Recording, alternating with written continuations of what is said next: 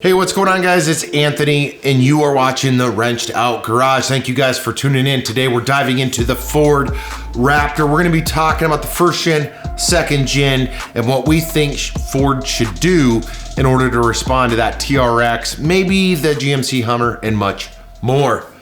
Let's dive into the video. All right, so as most of you know, the Ford Raptor has been the reigning production super truck for going on a decade right now. If you're not familiar, the Lightning was its predecessor from like 90, I think it was 93 to 2004, two generations of truck there. Those were more of the super truck style for the street. Very cool to see them, had some distinct looks. And Ford dropped that line again in 2004.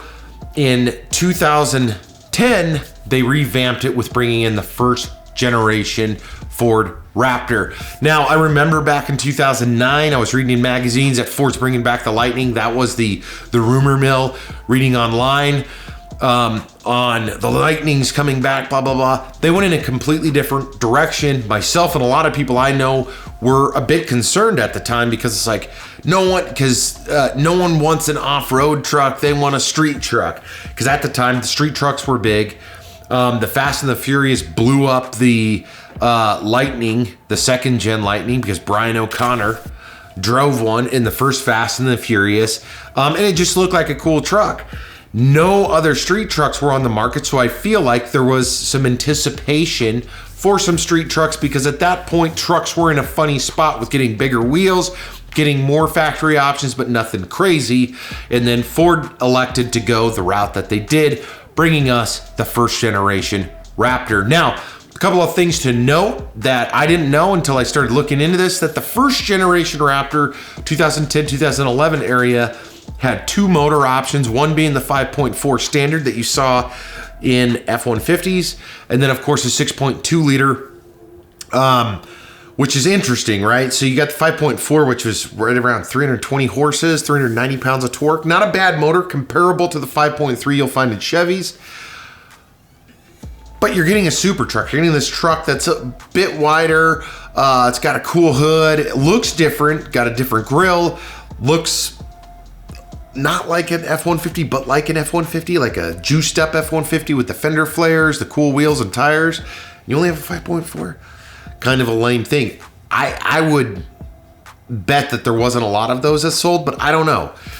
Anyways, they also had the 6.2 liter at the time. It was 411 horses, 434 pounds of torque. Again, kind of competing with that Silverado 6.2 liter at the time. However, they took it a step further by partnering with Fox Racing, doing the cool suspension and a lot of other things to create the Raptor that we know and love today. Now, the 5.4 was dropped in 2011, thankfully, because I just think that's a weird marketing thing, and why do that? Since then, the second gen Raptor came out in 2017, and following in suit with its little brother, the F150, it got some really cool updates with the front end, the whole body styling, and a lot of the new features that you find in accommodations that you expect from a modern truck. Now, Ford has added things since then to enhance it, but the Raptor, in my opinion, has been ultimately the king of the mountain of the super trucks from the factory. Now, I am not saying whatsoever, to be crystal clear, if you have an F-150, a Ram, a Silverado, whether it's a 1500, 25, 3500, even a Tacoma or a Nissan Titan, and you throw a bunch of things at it, is it going to compete, or is it going to exceed what the Raptor could do? Sure.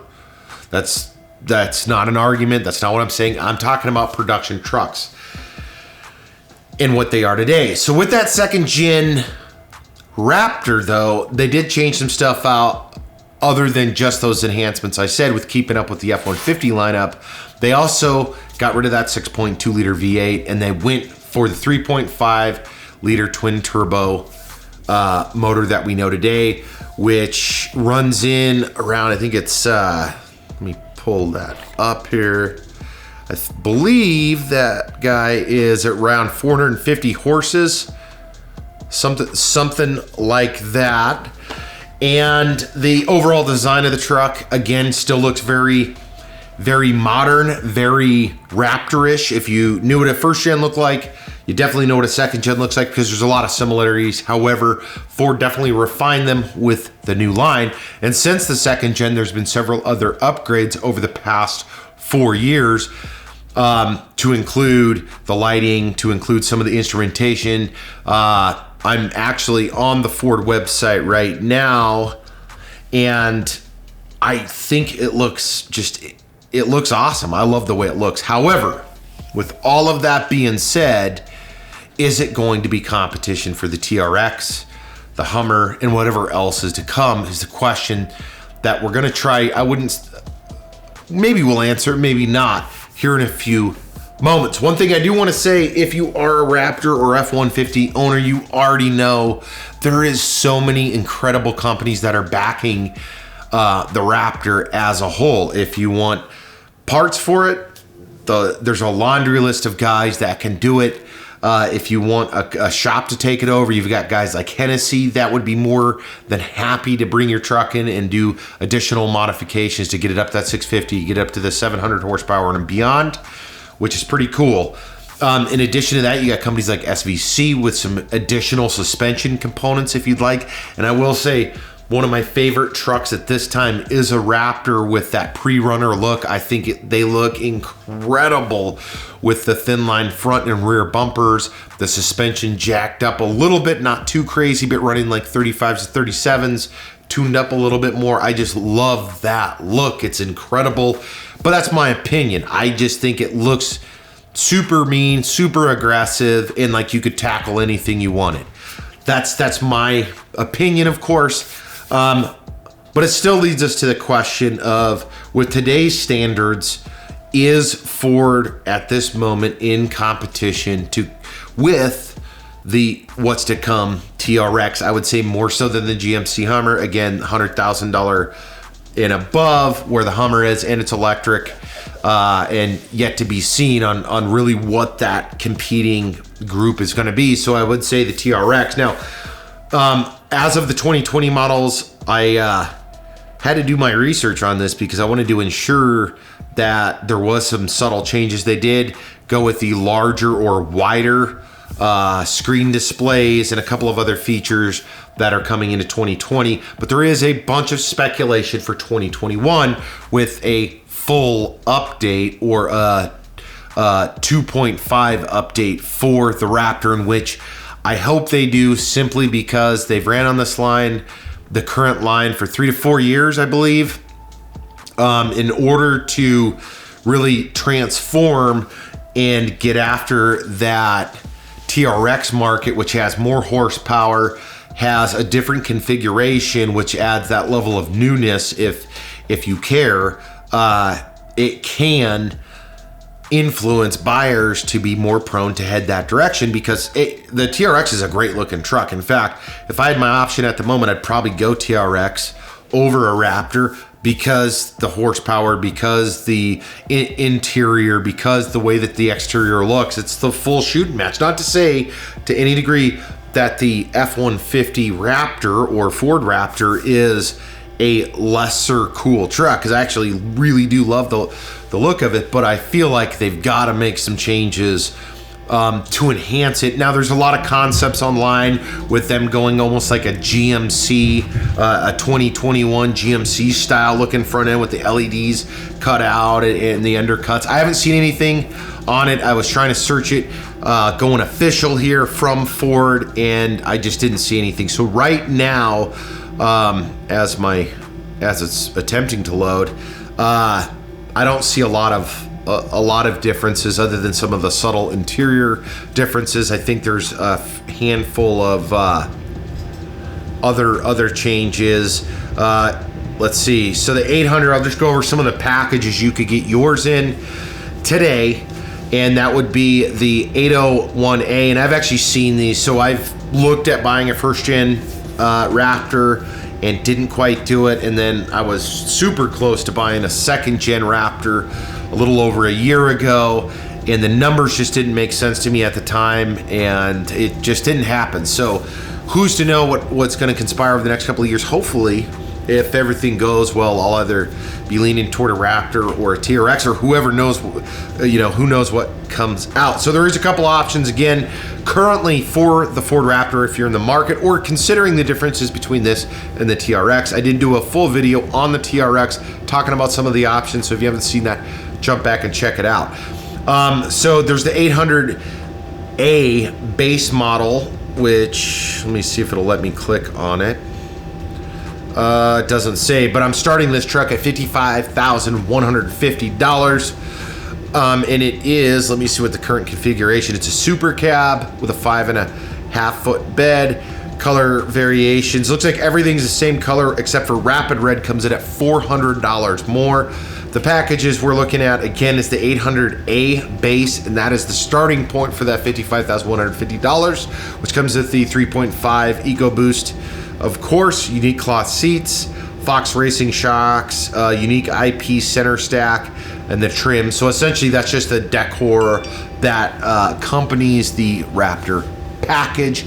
Nice looking. It is weird. I've only seen one Raptor without the leather, and it was kind of strange, to tell you the truth, because you got this beautiful, again, a beautiful big boy wide body truck, and it just looked off to me. It is obviously cheaper, so the 801A package, which is the next step up, comes at a $3,785 add-on, and you get a 10-way driver's seat leather trim seats. So there it is right there. Second package up, you're getting leather, power adjustable pedals, power sliding rear glass, which you have to have, like that's a have to. And then the Ford applique tailgate. Some exterior features such as LED tail lamps and a lot of other, there's actually quite a bit in this one.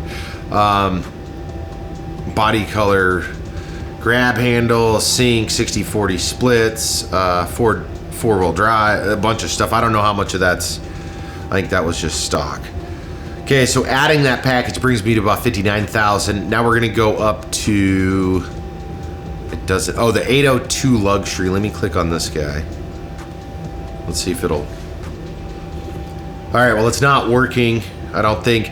The 802A luxury, which looks like the biggest option so far I can get for the truck. That's a $10,920 option. So this is you going all out with the 410 front axle with the torsion, registered trademark, differential, 10-way power driver seats with heat and memory, 360-degree camera, which is cool. If you haven't seen that, check it out. Ford's got several videos on it to where you can actually see the top-down view of your truck, and then you've got different views and angles in which you can see. Looks pretty cool. Has everything the other two options had, and it also has the B&O Play premium audio system available as well. And let's keep going. I wish it would load, but unfortunately it did not. So we're gonna keep going. And a part of that, it comes with the power equipment group. You can add the graphics, the Raptor graphics package at $1,000. So we'll just go ahead and add that for the sake of conversation. We'll throw the hood graphics on there too for another $900. So that's $2,000 worth of stickers and vinyl on that truck coming out of the gate. It does come with a trailer tow package.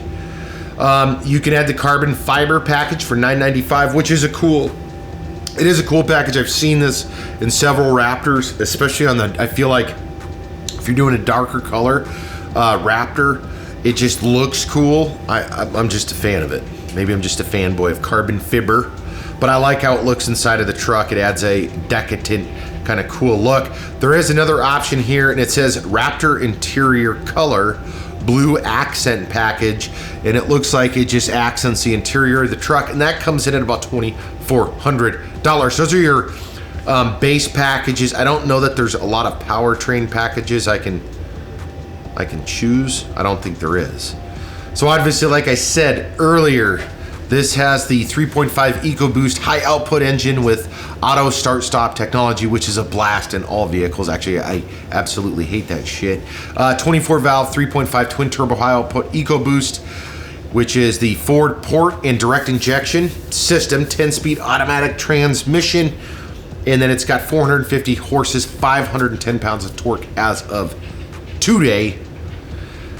Again, that 10-speed, it is a 4x4, or should be. You do have several wheel options. I do feel like the wheel options are cool. However, I would probably go aftermarket in lieu of spending $1,900 on the aluminum forged beadlock. Because of the luxury package, it already has the 410 front axle and torsion differential. You do have some bed options here. Let me skim through this. A lot of bed options. Some mirror options. I'm not getting any like tire options. Interior, you can go the Recaro blue, that's kind of cool. You've got the blue accent and a unique cloth. You also have a 110 and the DC. You got 360 camera, adaptive cruise control, color coordinated carpet and carpeted matched floor mats, dual zone AC. Man, there's a lot of stuff in this truck. I still do wish, I'm looking at this and I see that there are new screens in there. I do still feel like the inside of the Ford, it's not smooth. It makes me feel like it's those mid-2000s F-150s, and I own several, and it's just very rigid. It's just not, I don't know. It's not that I don't like it, but maybe I just don't like it. I think that pretty much wraps it up. So that truck books at about $70,000, where it sits right there, putting you in that Raptor, or excuse me, that TRX world, maybe on the lower echelon of the TRX. So again, moving forward, is this truck going to be competition? They could stay at the 450 horse, 510 pounds of torque. Still a super cool truck, looks pretty cool. I still believe that they need to do a front end refresh, and I also think that they should consider doing some special interior stuff outside of just some blue accenting, really driving home the fact that this is a Raptor. I'm not super familiar with some of the internal display options, so I may be wrong when I say this, but they should have some performance configuration options in there. I do know that they have the Fox livewire options. For some reason I don't know if that's an option or if it just comes with it. I didn't see it here, but I did read about it back on the beginning of the Ford, at the front of the Ford website, or the beginning of the Ford website at Ford.com. That's where I found all the specs for this. So if you guys want any of that information, go to Ford.com. I seriously think they need to up the horsepower, get this thing at least to the 650 horse, 700 horse range. That'd be good competition. I also think, again, that they should consider some other alternatives and options to really emphasize and drive home that Ford is king. I also just like the competition, to tell you the truth. That's been the coolest part to me. It's like a kid in a candy store seeing the Raptor get competition the way that Ram decided to do it.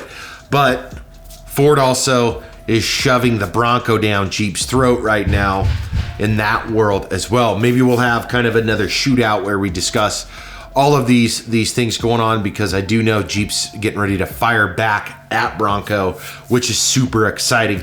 Either which way, guys, I think the Raptor is awesome. I do think that Ford is going to prepare and do something kind of special to respond to the TRX. And of course, I'm a huge fan of the TRX. It looks incredible. Can't wait to see both of the future of both of these companies and their trucks and see what they can do. What do you guys think? Is the Raptor going to continue to be a competitor for the TRX? Drop a comment down below. Or is the TRX going to be the new reigning super truck king? Super interested to hear what you guys think. I do thank you guys for watching this video. I hope you enjoyed it. If you did, please give it a thumbs up and consider subscribing to the Wrenched Out Garage. We're trying to do videos like this every single week. We do have a bunch of other plans and things that we're working on here in the garage, so you're gonna wanna stay tuned. As always, if you're out riding or driving, do it safely, and I'll see you in the next video.